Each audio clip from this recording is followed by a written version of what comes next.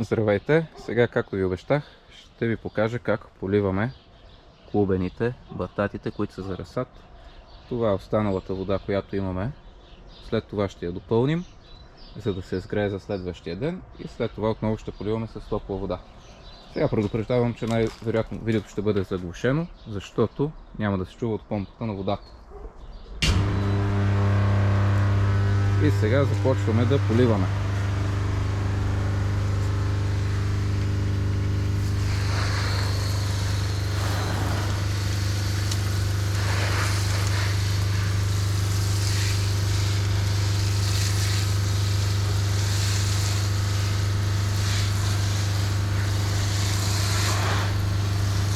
Няма да поливаме много, тъй като отгоре е торопочвена смес. Има и тор, който попива една идея по-бавно. Ето така, трябва да мокрите листата, за да са свежи. Няма проблем, може да мокрите целия клубен. Дори ето тук съм сложил разсад, примерно, може и него да го полива.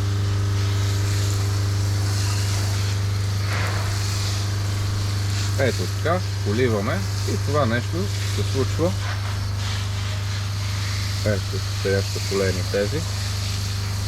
Това нещо се случва веднъж на няколко дни, тъй като се поливат обилно и не е нужно всеки ден да се поливат.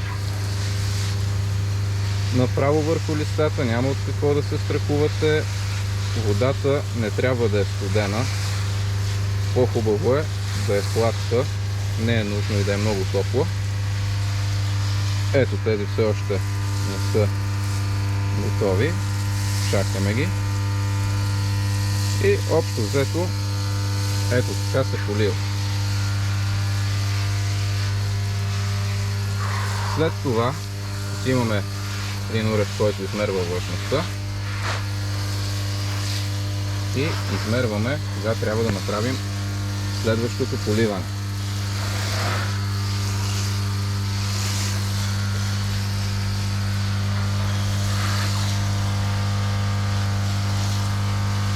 Така, сега ето така изглеждат добре поляти. Мокри, влажни листа. И сега пускаме, за да видим как е. Не знам дали ще се види обаче на камерата. 23 градуса температура. Влажността е повече от достатъчно. Тук, ето. Слагаме.